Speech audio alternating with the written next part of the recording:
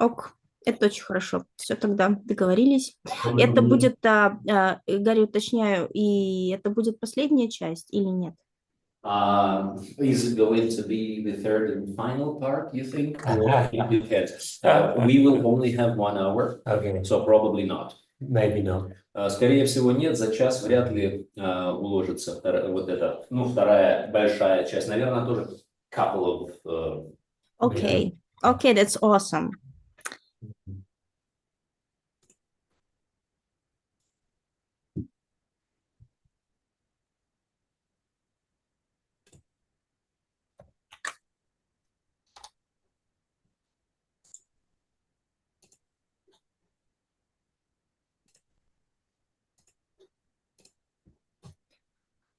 Ну что, дорогие друзья, сегодня у нас в гостях снова Дэниел Робинсон и Гарри Узбек, наш любимый интервьюер. Мы будем сегодня слушать продолжение истории Дэниела про его длительное путешествие по Тибету, 1200 километров. В предыдущих частях мы уже услышали часть его приключений, и сейчас нас ожидает продолжение. С этим я передаю слово нашим гостям. Спасибо. Я хочу сразу немножечко поправиться. Это моя ошибка была допущена. На самом деле Дэниел совершил 3000 миль путешествия. А 3000 миль – это чуть-чуть меньше 5000 километров. Поэтому это не просто 1200 километров, а 5000. Это совершенно другие категории. Прошу прощения, да? Футы, метры, километры, мили. Две системы перепутались, так что 5000, вот того, что он фактически прошел. То есть не прямого расстояния, а с учетом всего рельефа. So we just made it clear that it wasn't 0.5, but only 5. And I explained that it was my... Okay. У нас сейчас только запись пошла, да?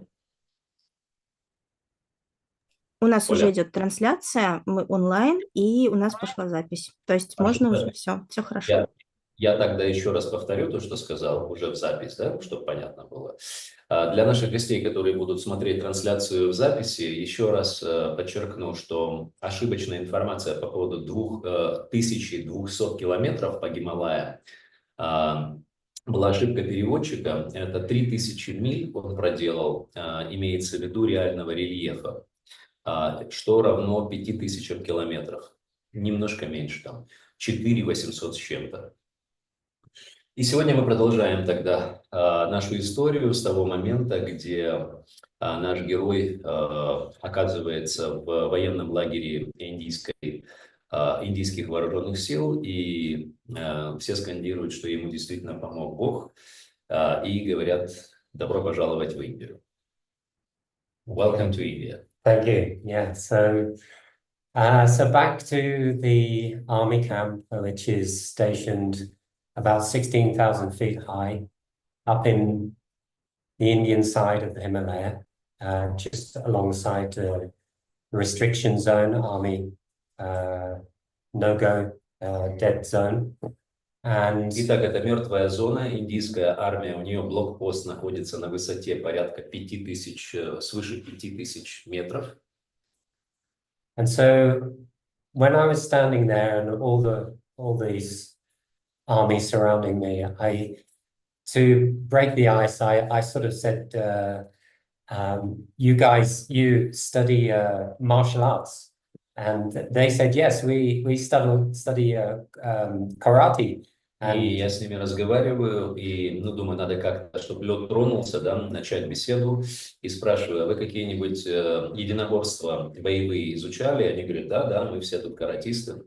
And the colonel of the camp, he had a walking stick, and I said, I also studied martial art, and can I show you? And they were a little bit surprised, and I said, can I take your stick?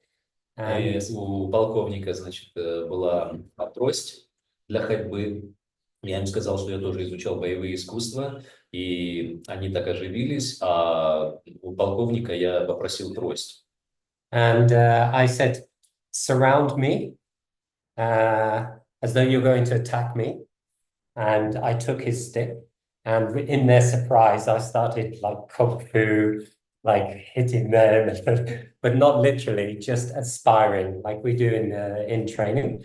And so it was a moment of action and thrill, and they all got excited, and there I was, like in full swing with with a cane off the colonel. They all loved it. So that was a break in the start of our relationship, you could say. So it was like a kung fu Hollywood movie. Yeah. Итак, я взял эту трость и начал исполнять те самые движения, которые я отрабатывал, тренируясь у своих наставников по кунг-фу. Всем это очень понравилось. Это выглядело как буквально какой-нибудь фильм голливудский про кунг-фу. Все они смотрели, как я управляюсь этой тростью. So after that, I didn't really know what to expect, and 1 minute, he's going to make things quieter. And I didn't really know what to expect. I didn't know what was going to happen, how they were going to react to me, and they, the colonel, in India, they always love British people. There's this connection. И я не знал, чего ожидать, как будут разворачиваться события, но одно можно сказать точно: индусы, в принципе, любят белых иностранцев, и они хорошо относятся. So they invited me to the colonel's personal where he sleeps in this little den in this place. И меня пригласили туда к полковнику в его казарму, разбитую там полевую. And asked me, questions about how I came down through the mountains, and I think they just looked at me and they knew, really without too many questions, what I'd been through, because I looked a real mess. Они меня расспросили, как я добрался, откуда я шел, о маршруте, и похоже было, что они, глядя на мой потрепанный вид, прекрасно понимают, через что я прошел и кто я такой. Yeah, so they said that they would, one of the concerns that I had was what was going to happen to my mules. They said, don't worry, we'll look after them. And then they said, you relax. We're going to bring you hot water so you can wash, and we're going to give you some food, and there's a bed here. This is the colonel's bed. You can sleep here. Они сказали, короче, не переживай, значит, мы тебя там напоим, накормим, дадим все необходимое, вот здесь можешь спать у полковника в распоряжении. И я только переживал за своих мулов, но они сказали, что позаботятся о них, не проблема.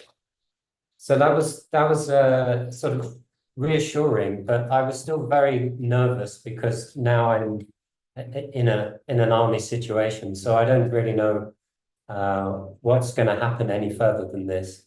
So I washed in hot water, which was completely bliss after months of freezing rivers, and they brought me some food, and I was really looking forward to it because I was pretty hungry. В конце концов, они мне принесли горячей воды. Я в первый раз за столько времени искупался уже не в ледяных источниках горных, а в нормальной воде. Было тепло, классно, принесли еды, а мне совсем уже не прочь был чего-нибудь съесть нормального. И, в общем-то, все их отношение, оно внушало оптимизм. So they brought me curried sheep's lungs, and it wasn't really curried sheep's lung. The lung of the sheep. Curry of the sheep lung, yeah? Gravy, yeah? Yeah, it was disgusting. Они сделали мне карри, такой гуляш из нарубленных овечьих легких. И это было, конечно, отвратительно. It was I was in honor, so I had to eat it. I was so hungry I ate it. But that was good. So they gave me time to regenerate, and then after that they communicated with headquarters in Joshimath. И так они дали мне время восстановиться. Я все это съел, естественно, потому что голоден был как волк. Вот, и они начали тогда связываться со своим начальством. And really, that was the start of a process. They told me that the next day they were going to transfer me to headquarters, to Army Intelligence in Uttaranchal. Они сказали, что на следующий день, значит, меня доставят уже в распоряжение штаба, который находился в Утараначале. And one of the questions which they, what they had was, "Are you a spy?" And I said, "No, I'm just I'm just an adventurer, traveler, whatever." And у них основной вопрос был ко мне, конечно, не являюсь ли я шпионом. И я им сразу объяснил, что я просто путешественник, просто путешествую и авантюрист, но никак не шпион. So this was for me, this was a little bit of a shock, because now I know that they're going to want to know and find out a lot of things, and it made me feel on edge. And И я уже понял, что сейчас начнутся выяснения, допросы, и я уже напрягся, конечно. Yeah, so that night I slept in just one of the standard shelters with gasoline being thrown onto a thing, and there were armed guards. They had machine guns, they had pistols, and I was under guard. That was it. And now I was in a carcerated situation. И я ночевал там, они жгли костер, подливали бензин в него, вокруг там стоял дозор с пулеметами, с автоматами, и так что я понял, что все, я попал, и, в общем-то, не уйти сейчас. So the following morning, they said everybody gathered outside, and it just started to snow. На следующее утро все вышли на улицу, построились, и начался снегопад. And they said, "We're going to now take you out of the mountains." And they all paraded. So the colonel, and they dressed up, and the colonel stood, and all the most important ones. And I had to put a blindfold on and put my hands behind my back like I was handcuffed. And they took a photo. Они, значит, все принаряженные были в мундирах, выстроились, все отдали честь, там их офицеры полковнику. Мне завязали глаза, руки за спиной, как бы в наручниках, и они сделали фотографию. So then we started to walk out of the camp, and it was sort of, I was exhausted, I was still tired, I didn't get any sleep, and I was very disorientated and sort of very anxious about what was going to happen next. And as we walked on the trail, the guards, there was a whole group of guards taking me down through the mountains. And at first, the colonel came with us, and that was okay. It was better when he was there. Итак, меня повели конвоем, мы вышли на тропу. Я, конечно, переживал, не знал, чем это все закончится. Вот. Сначала полковник отправился тоже вместе с нами, с конвоем. Мне так было спокойнее, его присутствие. But each step was difficult, because now I'm blindfolded, and they kept spinning me around to disorientate me, and it felt very alien, especially after the freedoms that I had come out of. And then we walked further through, down lower onto the mountainside, and because they had seen some of the photographs that I had shown them the night before on my laptop, and they said, "These are beautiful." And I said, "Please don't destroy them, because this is a journey of my life. I'll never do it again." Накануне я им показывал фотографии пройденного пути, они посмотрели, были впечатлены, говорят, потрясающие снимки. Я их очень попросил не удалять, не уничтожать их, потому что это путешествие всей моей жизни. Вот. So you were before that a little bit? Yeah. You were walking and и шли мы, я шел с завязанными глазами, идти было сложно, они время от времени меня раскручивали, чтобы сбить меня с ориентиров. Вот, так что такая была ситуация напряженная. So we reached on the side of the a mountainside on a small trail, and in this group, the colonel said, there is something I want to show you. And they said, we're only going to do this maybe once in the journey, but we want you to see this. And he lifted out the blindfold from my head, and there was the most amazing scene I'd ever seen in my life. It was a canyon that dropped down with a river that was more than 1.5 kilometers down. It just dropped all the way into this great canyon. And the canyon ran all the way down this long, as far as you could see. And И, значит, мы идем, и в определенный момент полковник говорит мне, хорошо, но сейчас вот мы тебе развяжем глаза, чтобы ты посмотрел. Мы это сделаем единственный раз за твое путешествие, чтобы ты мог увидеть, что вокруг находится. И передо мной открылась панорама огромного каньона, в который река низвергается водопадом, и по всему каньону, насколько глаза хватает, течет вниз. There was an outcrop of the mountain which came out as a very sharp ridge from the side of the mountain. All the mountain had fallen away, and there was this one piece left. And you could see that there was a very narrow, just the size of your foot, way to get across. And at the end, this pinnacle came out, and there was an icon, a religious icon, that was just a black lump of something. But it was like 50 or 60 feet out from, or 20 or 40, maybe 50 meters from the side of this mountain on this very sharp ridge.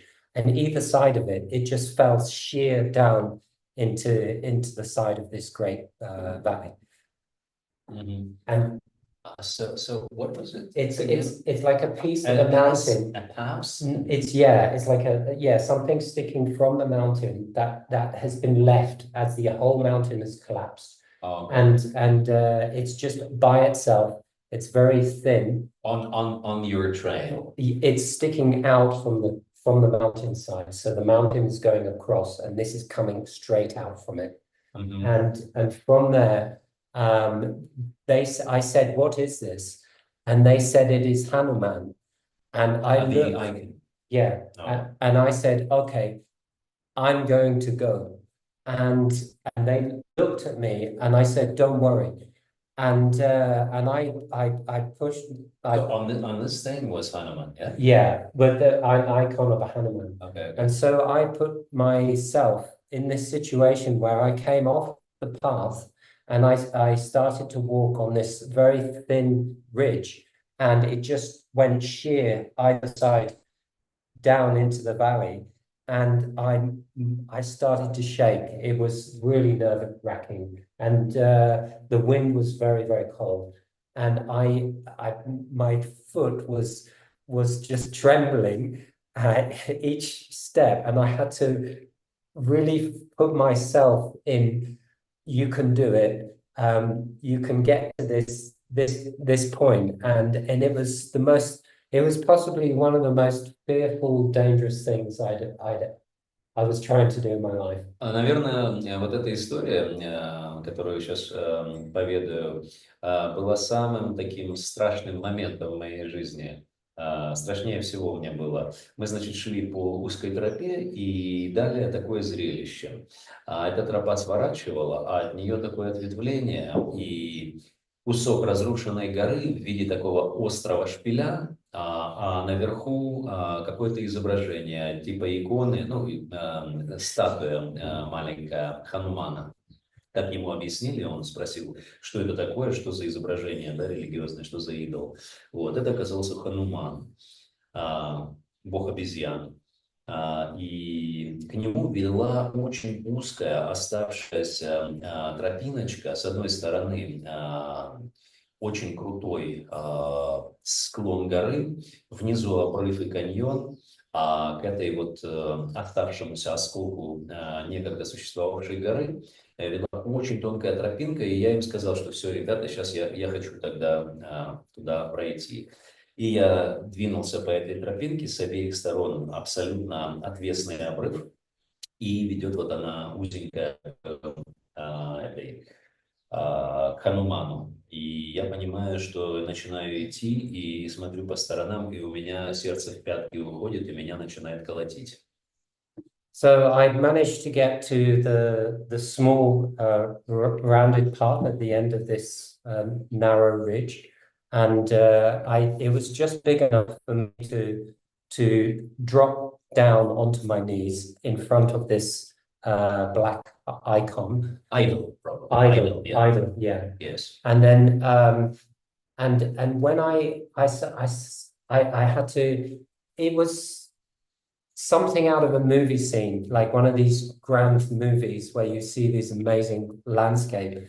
And I looked down at the river and I just felt the wind. And this moment was possibly one of the most beautiful of my life. It was amazing. It was somewhere I could never imagine myself ever to be. And it just was so powerful. И я по этому перешейку аккуратно дрожащими ногами стал ступать и уже практически миновал его. И перед самым Хануманом, перед идолом Ханумана был небольшой порожек, такой выступ. И достаточный как раз, чтобы я мог приземлиться вот на колени, да, встать.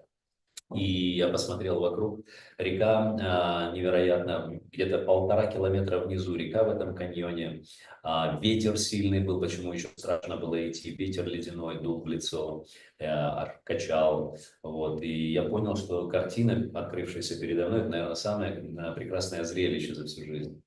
And I'm not any way in a religious form of following anything. Я сам по себе не религиозен, я не молюсь какому-то Богу, не поклоняюсь никому. But I thanked Hanuman, and I thanked the gods, the Indian gods, for this moment and for what I've come through, because I'm alive and I'm safe, even in this place. И несмотря на то, что я совсем не религиозен, я коленопреклоненно поблагодарил Ханумана за добрую землю Индии, приветливую, за то, что я остался жив вот в этих вот невероятных условиях, пройдя через все. Yeah. So after this point, I went back on to the path, and the colonel left.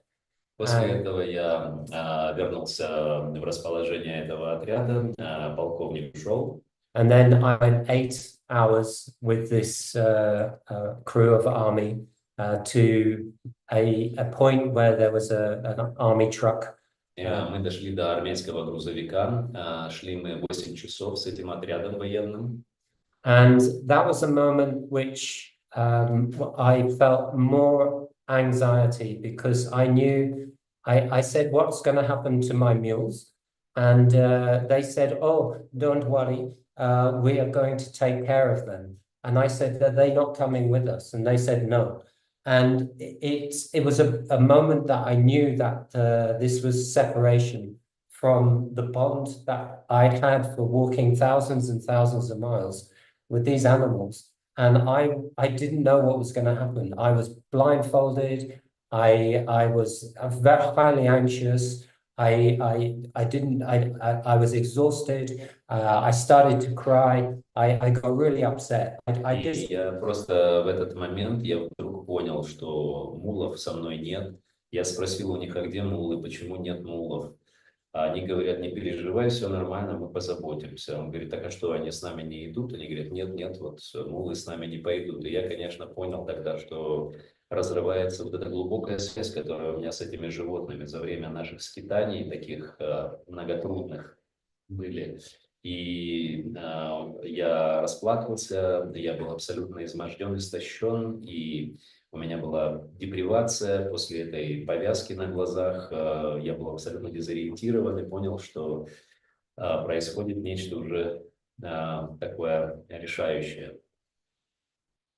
So then from there on in the in the back of this army truck, we went to Joshimash headquarters, Army Intelligence. И затем, после миновав этот грузовик, мы дошли до главного расположения штаба военного.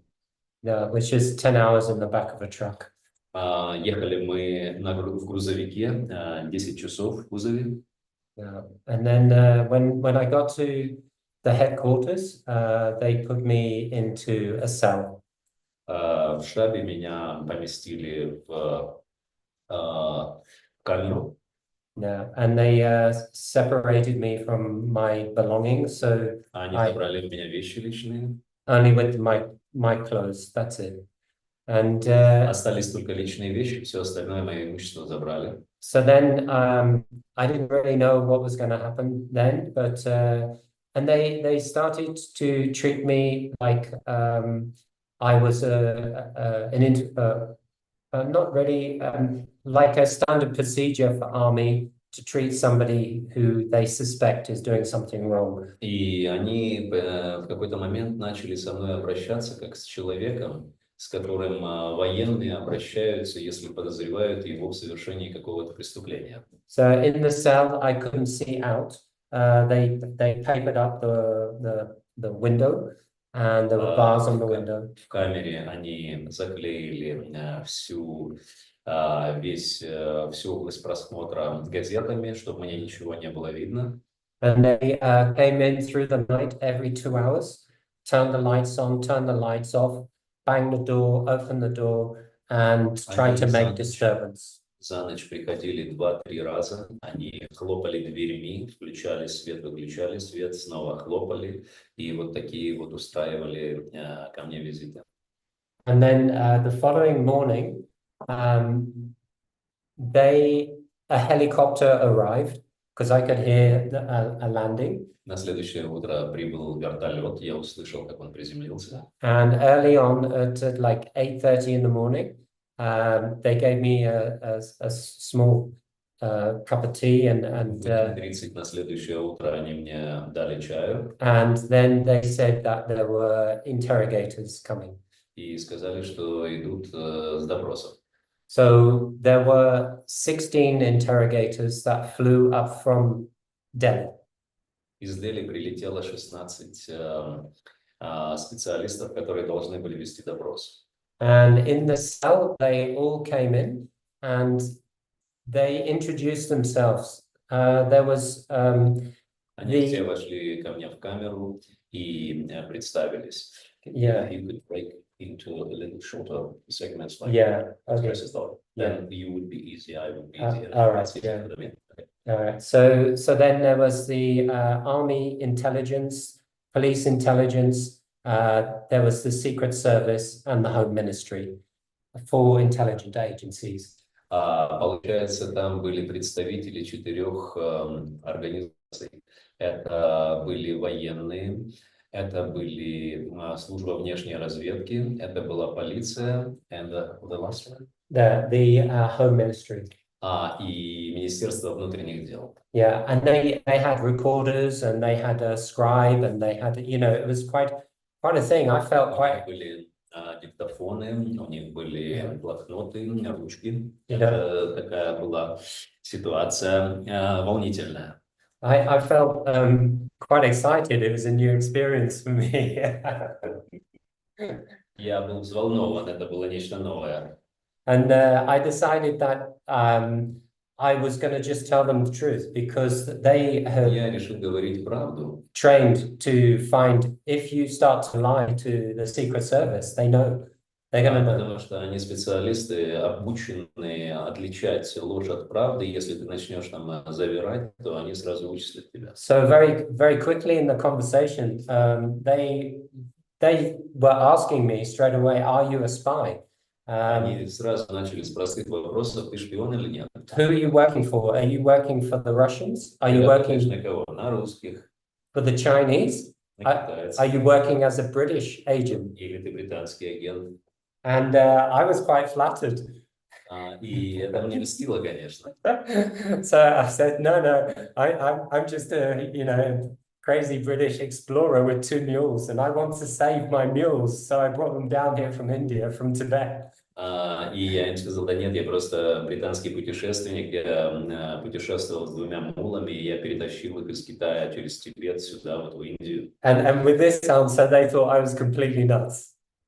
Они, когда такой ответ услышали, они подумали, что я вообще умом тронулся. So I said, look, I've crossed over down to India because the snows are coming. Я им объяснил, что, ребята, смотрите, я спустился в Индию из-за того, что снега на нас. And I've walked from China, we're exhausted, and I need to find... Путешествовали из Китая, мы абсолютно измождены, и нам нужно как-то...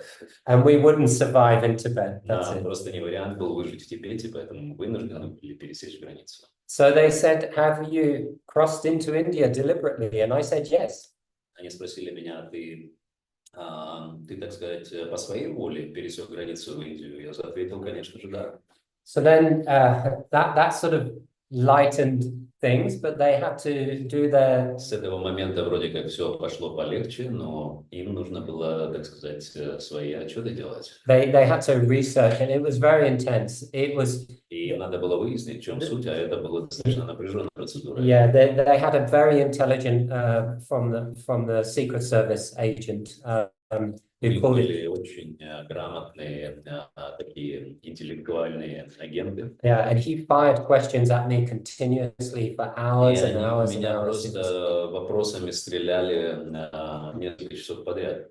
Yeah, so but and then the day went by and I answered everything I could and I was very transparent with them. День прошел, я отвечал честно на все их вопросы, абсолютно искренне был. And they researched with their intelligence, and in this period of time, they worked out, which I was surprised, that they could find telephone messages from China from the SIM card that I'd thrown away, and they also tracked phone messages from SIM cards that I'd had that I deleted all the messages from, and they were asking me about a girl in China called Jiang, who I had a small relationship with, and they were, and they found out things that I can't... Они обо мне выяснили все. Они прочли все смс-ки, которые были на моей симке, которую я выкинул в Китае. Они все просмотрели смс-ки, которые я удалил с других своих симок. Они знали о моем маленьком романчике с какой-то китаянкой. Они все выяснили про меня. They found out things that from emails that I'd written a few years ago and deleted. Все имейлы, которые я несколько лет назад написал. So it was for me it was an eye-opener about how much intelligence knows about you. Для меня, конечно, это было откровение, насколько хорошо службы разведывательные знают, что с нами происходит. And so we did 2 days of, and one of the things which they were particularly interested with was all the photographs that I catalogued through my journey. And Where did you keep them? In my laptop, I have a laptop. So they were running through. Самый большой интерес для них представляли, естественно, все те фотографии, которые я загрузил на свой ноутбук. У меня был с собой ноутбук. And I aided them and helped them with strategic military questions about what was there in that region. Я оказывал им содействие и помощь в отождествлении всех тех объектов и пунктов, через которые я проходил на протяжении своего пути, которые были отображены у меня на фотографиях. Yeah, so I even went off because when I took photographs in Tibet, I knew that there were areas that I cannot take pictures of because there's я делал military. фотографии в Тибете, я прекрасно отдавал себе отчет в том, что некоторые вещи нельзя фотографировать, поскольку это военные объекты или территории охраняемые. So I gave them outside the photos information because I have a photographic memory, so I would go just... самого фотографическая память, и поэтому я помогал им разобраться в этих фотографиях и давал свои комментарии по поводу каждого места, которое они там для себя находили. So just off this photo, there's a watchtower that is like 70 feet high. Там была такая наблюдательная башня на одной из фотографий, около 5 метров высотой. And it is Chinese military. So I was Китайская describing, башня была, я, естественно, им дал полное описание того, что я видел. I was describing really valid information for them. И для них это была, безусловно, ценная информация. So at the end of 2 days of interrogation, 2 дня меня допрашивали. they thanked me for my cooperation. Они поблагодарили меня за сотрудничество. And the head of the secret agent intelligence, he said, "Would you like to work for us?" И тогда начальник службы разведки предложил мне сотрудничество. And I laughed. I just laughed. I couldn't take it seriously. Я просто рассмеялся ему в лицо, потому что я не мог это всерьез воспринять. But then after that interrogation, they said, "We are going to hand you to the local district because you have entered India without a visa." После допроса они тогда сказали, что мы тебя передадим властям, потому что ты совершил пересечение границы без визы. And we've cleared you of not being a spy, a terrorist. Мы проверили тебя, пробили на то, что ты не шпион, не террорист. So I was then, after this, I was transferred to the lower part.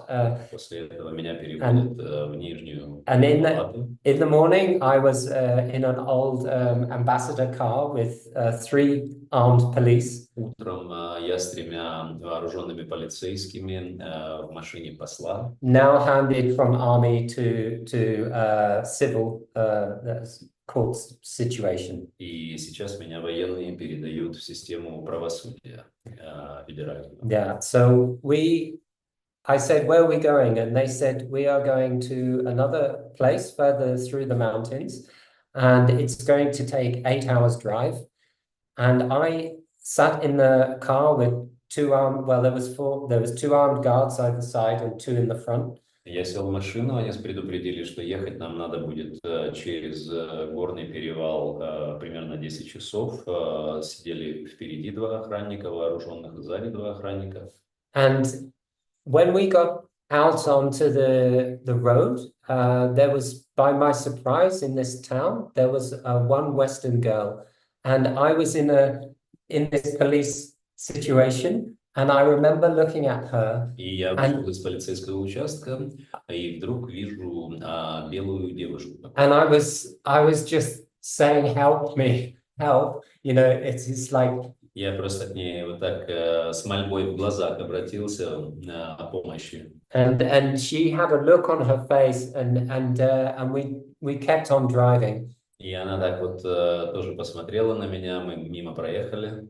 And halfway through the mountain, it long way, winding roads.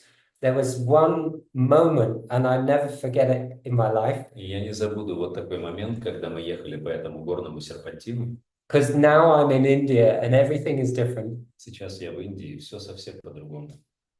And there was a Baba, holy man, on the very sharp corner, and we drove around this sharp corner, and he had no clothes on, and it was this long, and he had his mouth round it, giving himself satisfaction, and I couldn't believe it. It was the biggest, most explicit in my, and I was like, in this car with these policemen incarcerated with this image of this holy man. And I was like, my mouth dropped open, and I looked at the police and I said, did you see that? And they were like, whoop.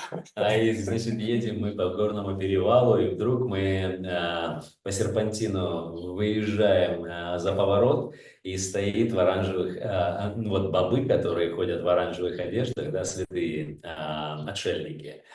Стоит такой баба, только он полностью голый, и свой причиндал ублажает себя свой причиндал. Я, когда все это увидел, я посмотрел по сторонам и кричу этим охранникам, говорю, вы это видели, вы это видели, а они просто вот так сели, типа, мы не при делах. So then I said to them, I said, welcome to India. И тогда я на них такой посмотрел и говорю, ну что, добро пожаловать в Индию. So we drove further down the mountain, and I got something that was really concerning me, and that is. Короче, мы поехали дальше, и вот у меня новое беспокойство возникло. And that is when in my life I left home at a very young age. I was 11 years old when I left. Мне было 11, когда я в детстве ушел из дома. And I come from a dysfunctional family. И семья у меня неблагополучная.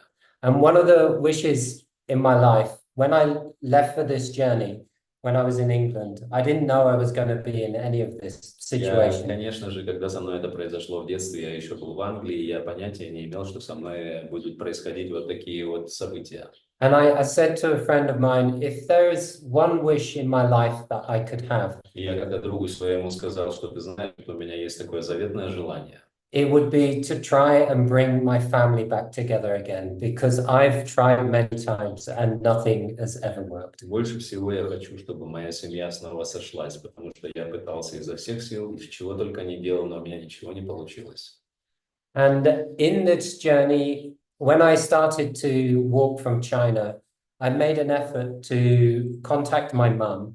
And когда я путешествовал из Китая через Тибет, я пытался с матерью связаться. And I told her, look, Mum, I'm going to cross into Tibet illegally. I'm going to make this Когда я journey. только собирался, я писал матери, что, мама, смотри, я собираюсь пересечь границу с Тибетом нелегально. Я отправляюсь в это путешествие. And I'm going to call you at different points. И я тебе буду звонить из разных точек. And she knew my mum is not a foolish lady, but she is difficult. She knew what I was going to do was. Она прекрасно понимала, на что я иду. Она была не глупа. Конечно, она такая непростой человек. Could lead to danger. И она прекрасно понимала всю опасность этого мероприятия. So when I got to Mount Kailash, I called my mum. And I said, look, Mum, I'm going to make this journey across the top of the world's biggest mountains in the world. The snows are coming. I've got a very small window to get down into India. And if I can make this, I'm going to call you on the other side in a few weeks' time. But if I don't make it, I'm going to be up in the mountains for the winter. And if that happens, I'm going to end up eating my mules because they were frozen to death, and I'm going to live in a cave, and somehow I'll survive. И я ей сказал, что смотри, сейчас я пойду через самые высокие... Когда я дошел до Кайлаша, я сказал ей, что смотри, сейчас я в самой высокой горной системе мира, и если я пройду, я тебе с той стороны обязательно позвоню. Если же я тебе не позвонил, это означает, что я зимую в горах, это означает, что я съел 2 своих мулов, и что я живу в пещере, и в любом случае я выживу. So in my mind, I knew that because I've seen movies, then as a prisoner in any country, you have an international right to make one phone call. И я из всех своих голливудских фильмов подчеркнул то, что если ты оказываешься узником, пленником, то у тебя есть право на один международный звонок. So I said to the policeman, look, I need to call my mum. She's going to be worried sick about me. I've crossed into India. I'm going to prison today. And has anybody got any money? And can I please stop somewhere on the way and we can make this call? И я сказал полицейским, что смотрите, мне нужно сделать звоночек матери, потому что если я не позвоню, она с ума сойдет от переживаний. Я перешел в Индию, я под стражей, меня сейчас заключат в тюрьму. она не будет знать, что со мной происходит, поэтому если у кого-то есть там немножко денег, позвольте мне там в ближайшем пункте переговорном связаться с матерью. So they pulled over, and there was a small hut looking over the edge of the mountain Они остановились, там какая-то хижинка была на краю обрыва. with an old dial telephone. И старый такой телефон с диском.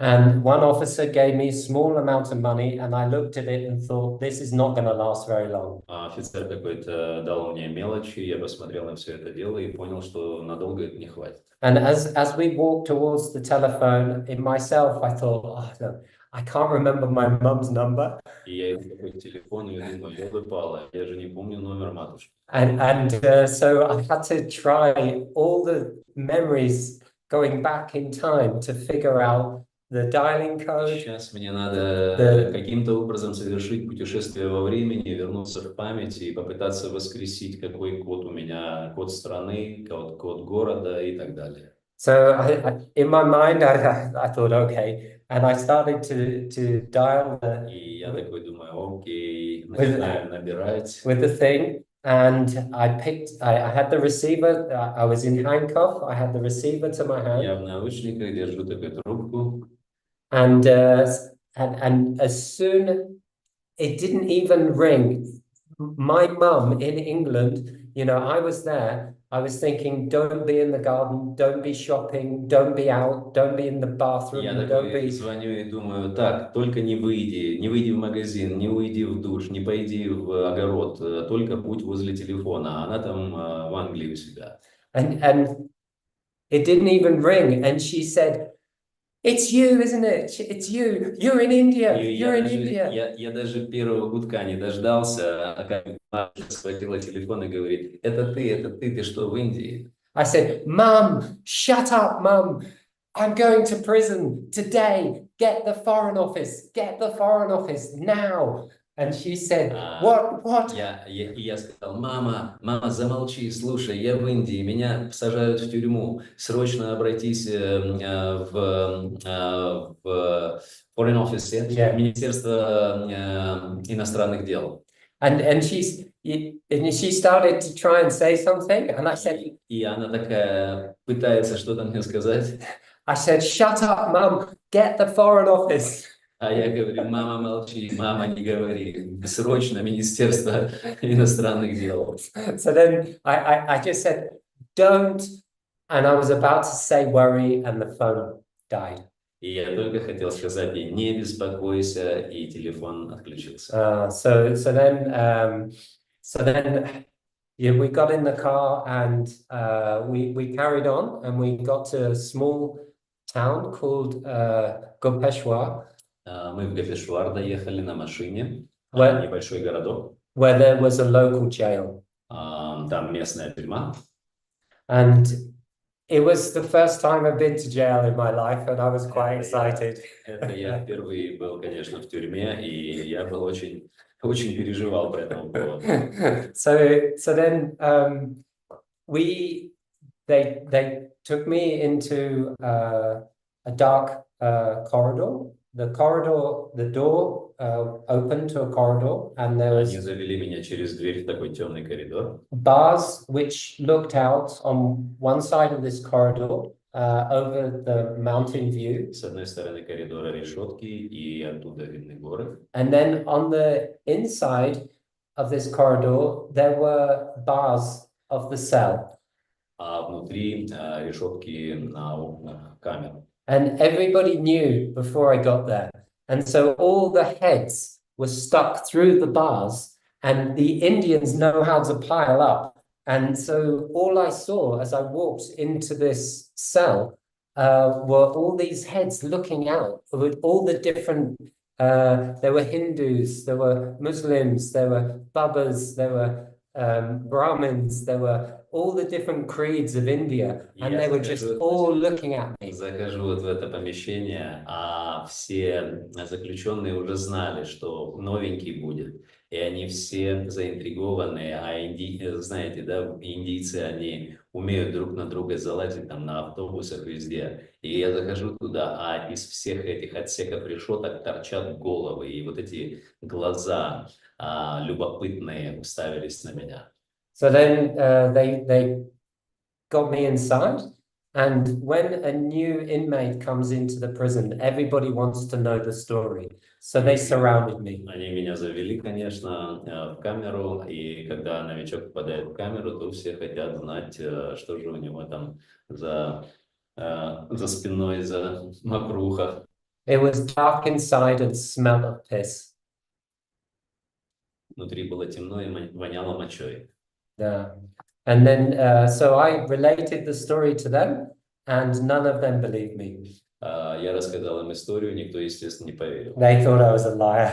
Они подумали, что я врунишка. And one of the men in the cell, he was more friendly and smiley. And Один же заключенный в моей камере был более такой дружелюбный, улыбчивый. and he said, "Come with me, brother. Come with me, brother." Говорит, браток, пойдем. So I thought, well, I don't know where to go. I went with him, and he took me to the end of the cell, and he had a bed. The bed was just a concrete block, and then there were people sleeping in between the concrete blocks. И он меня отвел в угол камеры, там такая шпонка бетонная, и между бетонными отсеками спят люди. I asked him what his crime was, and he said he was a gay rapist. Gay rapist. Yeah. Я спросил его, за что он хватает срок. Он сказал, что он насильник гомосексуалист. So I thought, okay, that's okay. I don't, you know, as long as you keep your hands off me, it's fine. Я такой думаю, ну ладно, ладно, ты это самое, подержись от меня подальше, и все нормально будет. So there was 45 men in this small hall. В камере было 45 человек. And the conditions were really, really poor. Условия были отвратительные. They gave us a Hessian sack, which is what they use for old mail bags. Hessian sack? Yeah, it's jute or Hessian. It's like an old cloth. It's very rough. Sack. Yeah, it's a sack. They used to use it for mail, for moving letters and postal stuff. And it is made from horsehair, and it is very rough. So they gave us this to sleep in, and there's no warmth in it at all. To sleep, like a sleeping bag. Well, it's just a blanket, but it's no. Oh, it's a blanket. Yeah, there's no warmth. Okay. И выдали им, значит, в качестве покрывал такие из конского волоса пледы. Мешки, которые использовались для переноски почты почтальонами еще вот в те времена, вот из такой мешковины конского волоса дали им рогожу. So they have a regime in prison, and every 5 days we were allowed outside for 2 hours of sunlight. В тюрьме есть определенные режимы, распорядок дня, и раз в 5 дней нас выводили во двор, чтобы мы могли увидеть солнечный свет. Once every 5 days. Yeah, and then and then the water from the mountainside came down, and the cows drink the water. So the inmates had plastic bottles that they lined up. There was one outside in the corridor. You could put the plastic bottles on the window, and the sun would just reach the plastic bottle, and that was the way they sterilized the water. And I said, "Why are you doing this?" And they said, "Oh, it's water infection." Значит, и когда нас выводили, там был ручей, из которого, на который на водопой ходили кони. И что они делали? Они набирали воду из него и ставили на окно.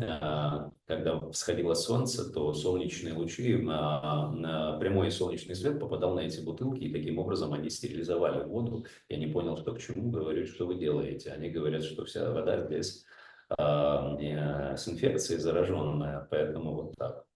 So they told me that people die because of the water infection. И объяснили, что многие умирают из-за вот этой инфекции в воде.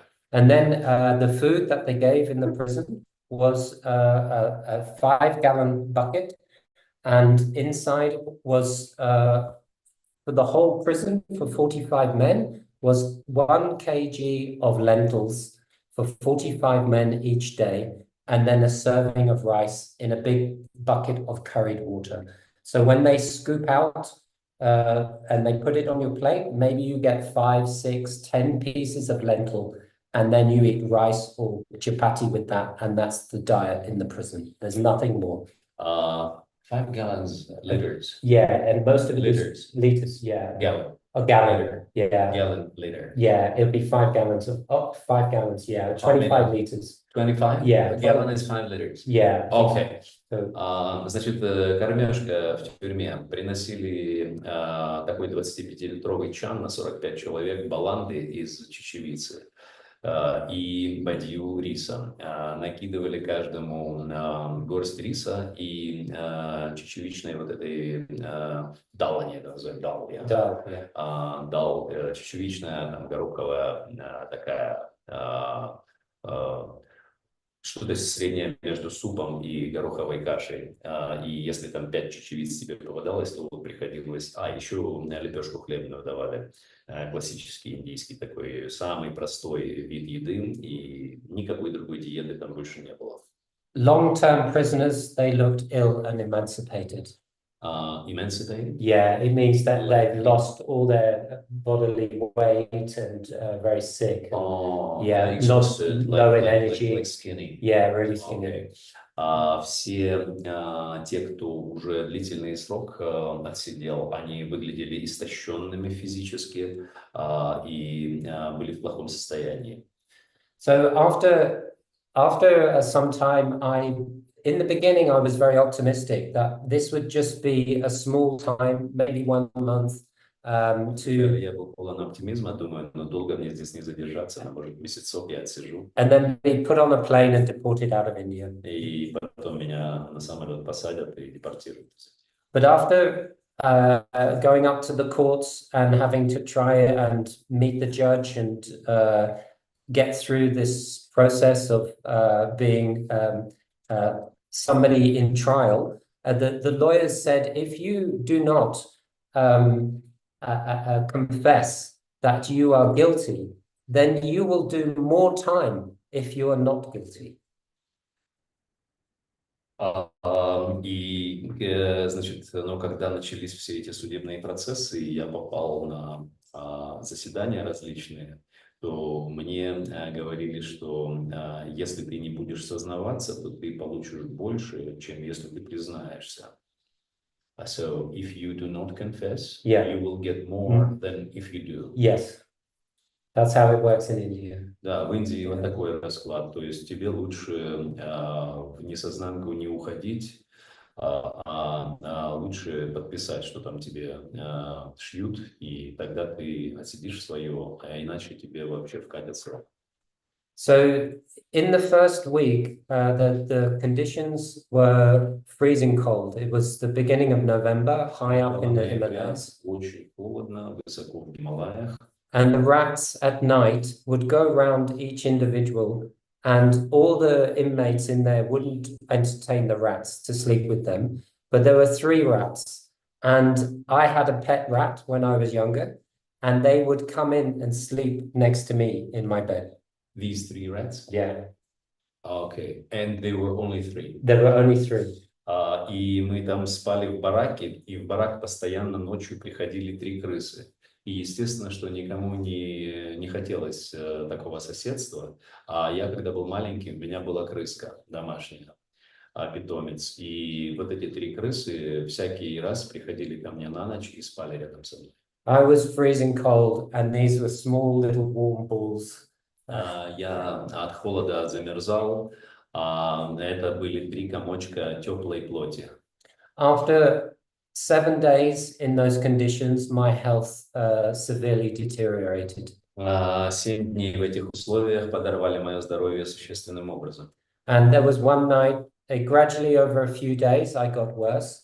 And then on one night, I was so bad that I was coughing up blood. I was in complete fever. I couldn't walk.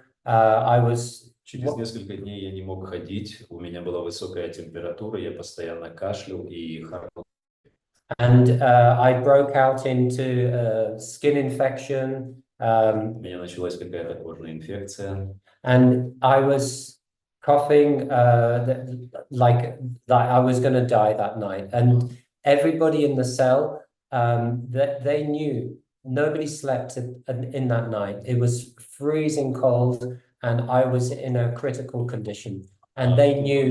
В ту ночь никто не спал, было чрезвычайно холодно, а я был в критическом состоянии. Yeah, there was, and in my mind, I knew that if I'd not get to the hospital by the morning, I wouldn't survive. I'd be dead by the morning. Я четко понимал, что если утром я не попаду в больницу, то я не выживу.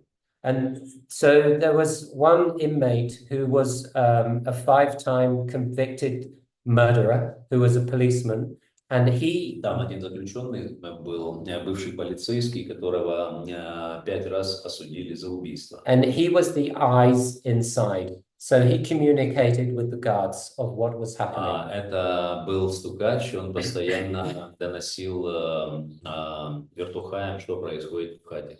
And he informed the guards that they needed to get me to hospital. And this was very difficult because they never take people to hospital in the night. И он сообщил именно охранникам, что необходимо заключенного в больницу доставить, а они обычно по ночам никогда этого не делают. But over the hours, people kept coming to see me, the guards, and they were continuously pressuring them because, you know, I was in a critical situation. Ко мне постоянно подходили зэки, смотрели, как я себя чувствую, один за другим шли к охранникам и напрягали их, чтобы те сообщили, что уже все, пора срочно действовать. Yeah, so at 4 a.m. in the morning, they got me into a jeep and they took me В 4 утра to меня посадили в джип, local hospital. отвезли в местную больницу. And I sat in a room on the desk, and I had no physical energy, and my head was slumped on the table. Я сидел там в приемной, у меня голова повисла на стол, у меня не было никакой энергии. And the doctor, Indian doctor, came, and he was really unhappy because he had been woken up in the middle of the night. Доктор индиец пришел очень недовольный, его подняли среди ночи, разбудили. He examined me, and then he got a wheelchair, and they put me in the wheelchair and admitted me into one of the wards. But when I got in the wheelchair, I lost consciousness. Он меня осмотрел, посадили меня в кресло, в инвалидное кресло на колесах, и я, когда сел в кресло, я вырубился. For 5 days, I was in coma. 5 дней я находился в коме. And when I came round from the coma, I had 2 policemen, and I was handcuffed to the back of the bed like this, and I was in a lot of discomfort. Я, когда пришел в себя, я обнаружил перед собой 2 полицейских, и что я был прикован одной левой рукой к спинке кровати и находился в очень неудобном положении. And I was still with intravenous drip, and У меня стояла капельница до сих пор. And there were many holes in my arm, so Вся вена была в дырах. Yeah. So and then the frustrating thing for me was I was in a lot of discomfort. 5 days being chained to the bed. Было то, что я 5 дней провел в этом положении, прикованный к спинке кровати. And I felt angry. И меня это, конечно, взбесило. Yeah, and the guards in the one night, there was a night when I was conscious, they slept in the bed, and I got really discomfort. Yeah, because there's nowhere for them to sleep. So it's India, they come in with you, right? So I'm in critical condition, and I'm having to share my bed with 2 fucking police. 2 other guys. Yeah. И полицейские, помимо всего прочего, когда я лежал в коме в больнице, они ложились рядом со мной с 2 сторон и на моей койке спали. So after, in the next day, when I said, I was very hard. I said, look, if you don't release me, because this is not acceptable in human rights, and then I'm going to break the bed and I'm going to take your eyes out and I'm going to kill the both of you. И я настолько был разъярен, что я им сказал, если вы меня наручники не снимете с меня, то я вам тут глаза повыкалываю, я вас тут поубиваю. Кровать разнесу в клочья. So the police, he was really afraid. He believed me. И полицейский испугался и понял, что не сдобровать. And that day, they came back and they found a long metal steel rope with a handcuff each end, and now I could put my hand down as normal. И они где-то раздобыли трос с наручниками по обоим концам, приковали одну сторону к кровати, а вторую к руке, и я уже смог нормально руку привести в положение удобное. And I asked the doctor what was wrong with me. Я спросил у врача, что со мной. And he said a number of things. He said you have pneumonia, a kidney infection, acute bronchitis. У тебя пневмония, сказал он мне, у тебя воспаление почек и у тебя острый бронхит.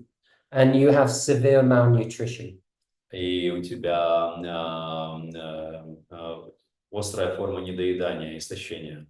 So when I thought about severe malnutrition, я когда подумал об истощении, when I crossed Tibet, I kept making another hole in my belt and looking at my trousers, thinking these are from China. They're getting bigger. This is bad quality.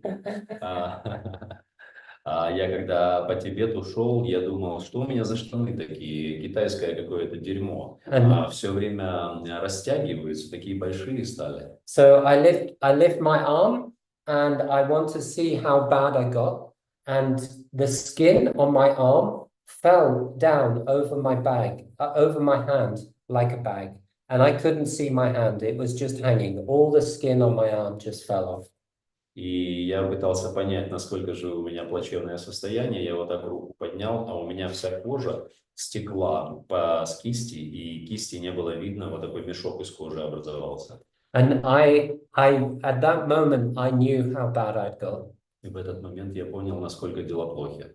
And I said to the police officer, I showed him, and I said, this is disgusting. It's really horrible. Please, can you go and get an elastic band from the market too, so I can roll my skin back up on my arm.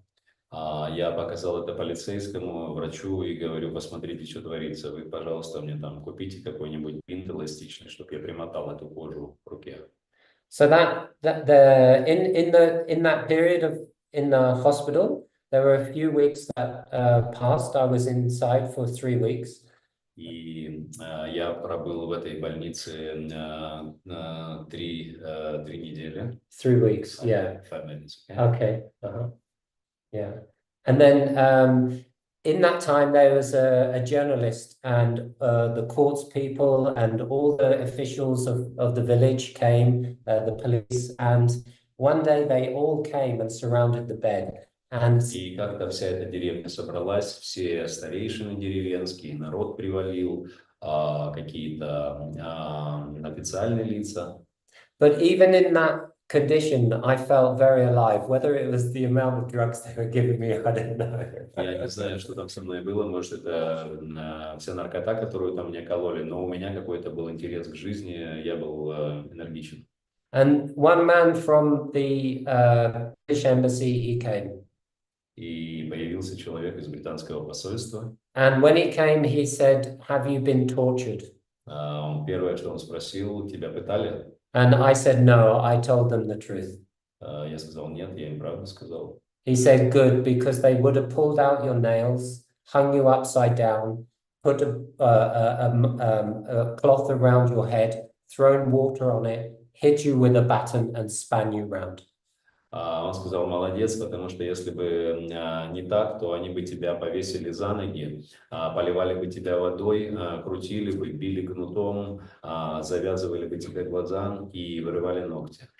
Yeah, so the British embassy, I was relieved they came, but he could do nothing. They gave me a pamphlet from the government, which was 15 pages of not being able to help you.